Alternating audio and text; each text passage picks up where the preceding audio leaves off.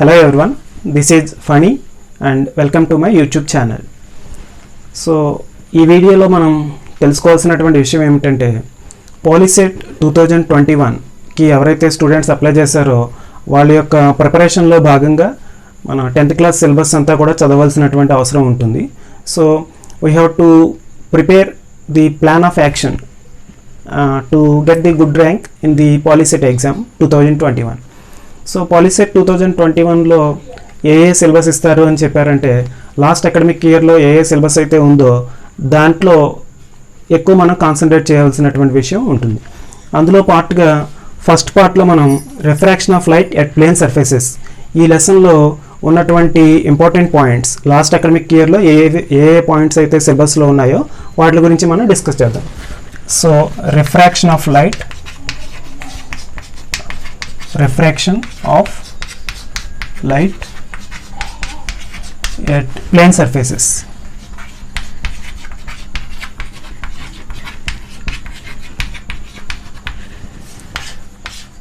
So ఈ refraction of light at plane సర్ఫేసెస్లో first point నేర్చుకోవాల్సింది ఏమిటి అంటే refraction. That is refraction. So refraction is one of the important topics in this lesson. So refraction means ఇక్కడ ఏదైనా ఒక separation of two media ఉంది అని అనుకుంటే, suppose let this is normal, ఇది ఒక నార్మల్ అనుకున్నట్లయితే ఒక లైట్ రే సపోజ్ ఇలా వస్తుంది అనుకుందాం. A light ray is traveling like this and this is one medium that is air and this is another medium this is water. So this is the separation between the two media and when a light ray is traveling from one medium to another medium, it bends at the separation of media. This phenomenon is known as refraction. ఇది మనందరికీ తెలిసినటువంటి విషయం. అయితే ఈ refraction మీద మనకి POLYCET ఎగ్జామ్లో ఏ విధంగా క్వశ్చన్స్ వస్తాయి అనేటటువంటి విషయం మనం తెలుసుకోవాలి. ఇప్పటి వరకు చదివినటువంటి సిలబస్ అంతా కూడా డెరివేషన్ పరంగా ఉంటే అలా ఉన్నదాన్ని మనం ఇప్పుడు చదువుకోకుండా దానిలో వచ్చినటువంటి కీ పాయింట్స్ని మనం గుర్తుపెట్టుకోవాల్సినటువంటి అవసరం ఉంటుంది. సో ఇలాగే రిఫ్రాక్షన్ మీద కూడా మనకి ఉన్నటువంటి సిలబస్లో పాలిసెట్ ఎగ్జామ్కి అడిగే అవకాశం ఉన్నటువంటి బిట్ గురించి ఇప్పుడు మనం డిస్కస్ చేద్దాం. సో అలాగే ఈ రిఫ్రాక్షన్లో మీరు గుర్తుంచుకోవాల్సినటువంటి ఇంకొక విషయం ఏంటంటే during refraction frequency of light is not change. Frequency of light is not change and wave length of light change. wavelength of light change. So this is asked as important bit. మనకి ఈ POLYCET ఎగ్జామ్లో అడిగేటటువంటి అవకాశం ఉన్నటువంటి bit ఏమిటి అంటే during refraction frequency of light is not change. This is important and also wave length of light is change. So రిఫ్రాక్షన్లో frequency of light change అవ్వదు, అలాగే wave length of light change అవుతుంది. So ఇది మీరు జ్ఞాపకం ఉంచుకోవాల్సినటువంటి విషయం. అండ్ వన్ మోర్ కాన్సెప్ట్, ఈ రిఫ్రాక్షన్లో మీకు ఒక యాక్టివిటీ ఉంది, దాని మీద కూడా క్వశ్చన్స్ రావడానికి అవకాశాలు ఉన్నాయి. అదేంటో చూద్దాం. Suppose here is one glass vessel. ఇక్కడ ఒక గ్లాస్ వెసల్ ఉంది అనుకుందాము. This is glass vessel.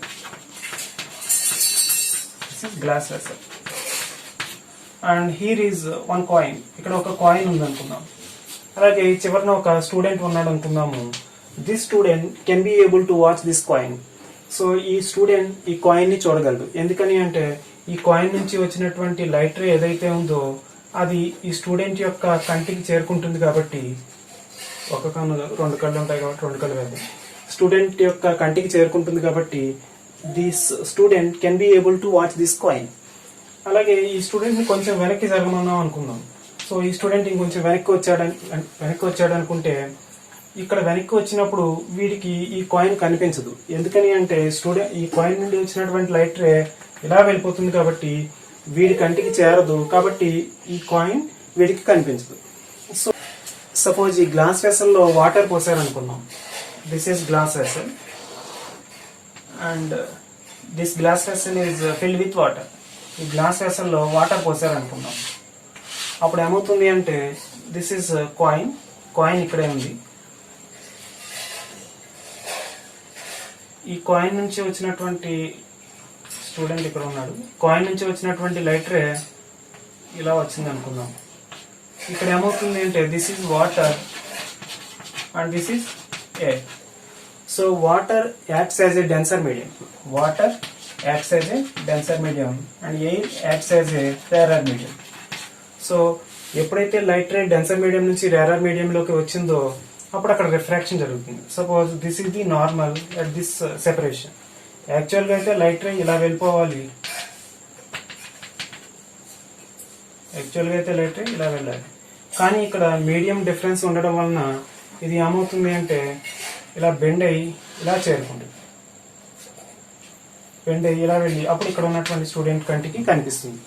అప్పుడు కనిపించడం కూడా ఈ కాయిన్ కొంచెం హైట్ పైకి వచ్చినట్లుగా కనిపిస్తుంది.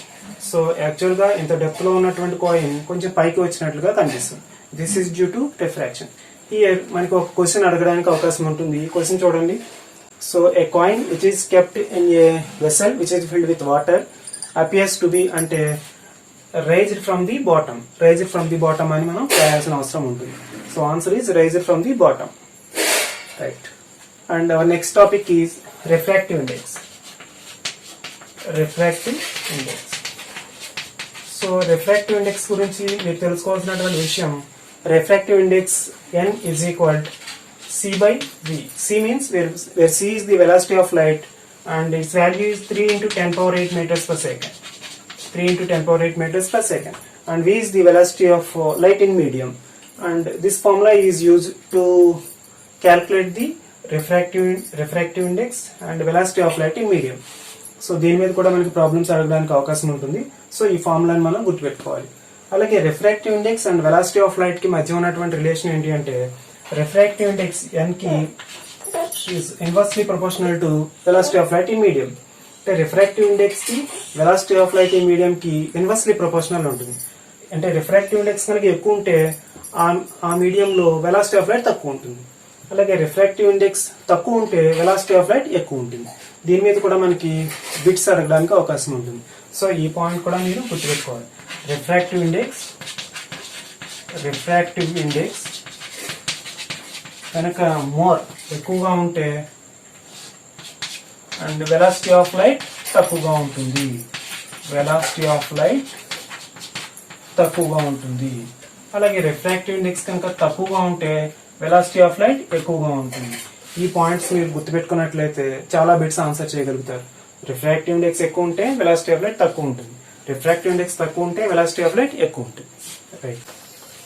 And after that we have to learn the denser medium and rarer medium. అంటే ఒక లైట్ రే డెన్సర్ మీడియం నుంచి రేరర్ మీడియంలోకి వస్తే ఏం జరుగుతుంది అండ్ రేరర్ మీడియం నుంచి డెన్సర్ మీడియంలోకి వస్తే ఏమవుతుంది. So we have to see what happens when a light ray is traveling from denser medium to rarer medium and rarer medium to denser medium. So in case 1, light ray is traveling from denser medium to rarer medium. Denser medium to rarer medium. చూద్దాం. Suppose this is the separation of the two media and this is the normal. Okay. Denser and rarer means A medium కి అయితే density ఎక్కువగా ఉంటుందో that is denser medium and A medium కి అయితే density తక్కువగా ఉంటుందో that is rarer medium. So A medium which has more density is called denser medium and a medium which has less density is called rarer medium. And denser to rarer means water and air. If you take water and air, water has more density than air. So water is denser medium and air is rarer medium. Suppose a light ray is traveling like this. This light ray is traveling from denser to rarer. This is called normal and this is called incident ray. And the angle between normal and incident ray is called incident angle I. Actually ఈ light ray ఇలా వెళ్ళిపోవాలి, but here is rarer medium. So denser నుంచి రేరర్కి వస్తుంది కాబట్టి ఇక్కడ rarer medium ఉంది కాబట్టి ఈ లైట్ రే ఏమవుతుంది అంటే నార్మల్ కి అవే ఫ్రమ్ ది నార్మల్ కి దూరంగా జరుగుతుంది. సో ఇలా వెళ్ళిపోతుంది. So when a light ray is traveling from denser medium to rarer medium, it moves away from the normal. ఈ పాయింట్ కూడా బిట్ గా అడగడానికి అవకాశం ఉంటుంది. A light ray is traveling from denser medium to rarer medium, it moves away from the normal. Normal కి దూరంగా జరుగుతుంది. So in this case, this is a refracted angle. This is called refracted angle.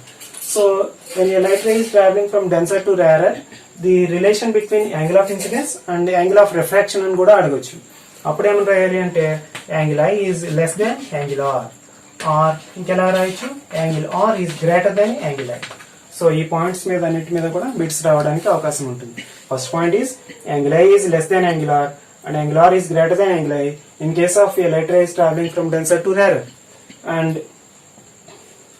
when a light ray is traveling from denser to rarer, it moves away from the normal. ఈ మూడు points కూడా గుర్తుపెట్టుకోవాలి. And in another case, a light ray is traveling from rarer medium to denser medium. rarer to denser లోకి వెళ్తే అప్పుడు ఏం జరుగుతుందో చూద్దాం. So this is the normal and this is the separation of the media. And in this case light is traveling from air to water.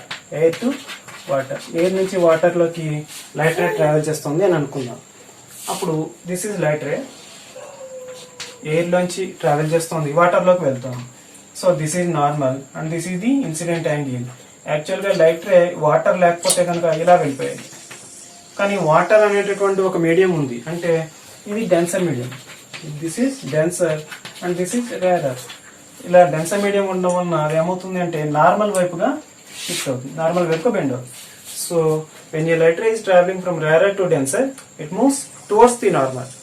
So rarer to denser అయితే towards the normal, denser to rarer అయితే away from the normal. ఈ points గుర్తుపెట్టుకోవాలి.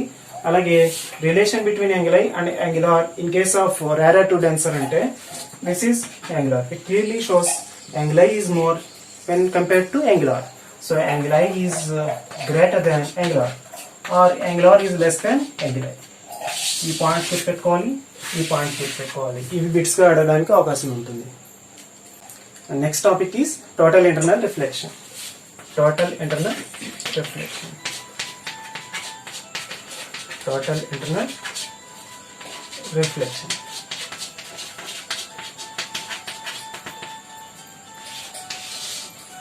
So total internal reflection జరగాలి అంటే ఒక main condition ఉంటుంది. అదేమిటి అంటే లైట్ రే ఎప్పుడు కూడా డెన్సర్ మీడియం నుంచి రేరర్ మీడియంలోకి వెళ్ళాలి. So to form the total internal reflection or the main condition for total internal reflection is the light ray should travel from denser medium to rarer medium. The light ray should travel from denser medium to rarer medium. This is the first condition. The main condition for total internal reflection is the light ray should travel from denser medium to rarer medium. ఎప్పుడు కూడా denser medium నుంచి rarer medium లోకి వెళ్ళాలి. Suppose ఒక light ray ఉందనుకుందాము, this is separation of the media అనుకుందాం, this is normal అనుకుందాం. Light ray is traveling from water to air. Water నుంచి ఎయిర్ లోకి ట్రావెల్ చేస్తుంది అనుకుందాం. ఎందుకంటే వాటర్ అనేటటువంటి ఒక డెన్సర్ మీడియం, ఎయిర్ అనేటటువంటి ఒక రేరర్ మీడియం అనుకుందాము.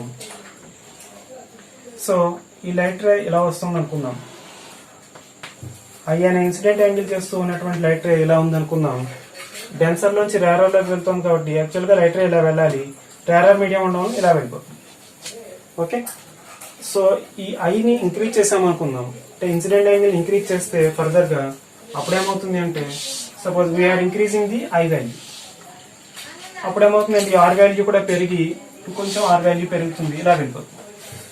ఇంకా ఐ వాల్యూని ఇంకా పెంచామనుకోండి, ఒక పర్టికులర్ ఐ వాల్యూ దగ్గర ఏమవుతుంది అంటే ఒక పర్టికులర్ ఐ వాల్యూ దగ్గర ఈ రిఫ్రాక్టెడ్ యాంగిల్ ఏమవుతుందంటే 90 degrees అవుతుంది. 90 degrees అవుతుంది. This I value is known as critical angle.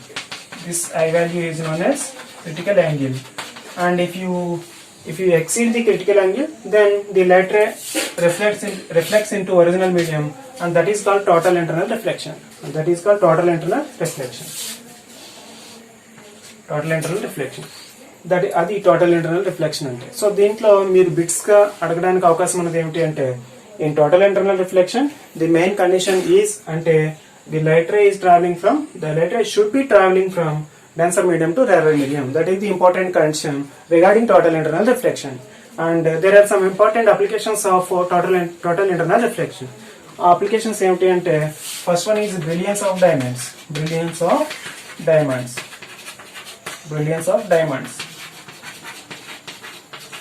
And this is the main application of total internal reflection. And another one is optical fibers. Optical fibers also works on the principle of total internal reflection. అంటే ఈ total internal reflection ని base చేసుకుని optical fibres కూడా పనిచేస్తాయి. And next one is mirages are formed due to the total internal reflection. ఈ mirages కూడా total internal reflection base చేసుకుని మనకి ఫామ్ అవుతాయి. These are the main applications of the total internal reflection. So ఈ విధంగా మీరు ఈ refraction of light at plane surfaces లో లాస్ట్ అకాడమిక్ ఇయర్ లో ఏ టాపిక్స్ అయితే కాన్సన్ట్రేట్ చేశారో దాని మీద మీరు కాన్సన్ట్రేట్ చేయడం వలన ఈ బిట్స్ అన్ని కూడా ఆన్సర్ చేయగలుగుతారు. ఈ ఆన్సర్ చేయడంలో కూడా బిట్ అండ్ ఆన్సర్ మెథడ్ లో కాకుండా ఫస్ట్ థియరీ పార్ట్ చదివి నెక్స్ట్ బిట్స్ ఆన్సర్ చేసినట్లయితే మీకు చాలా కాలం జ్ఞాపకం ఉంటాయి. So remember all these things.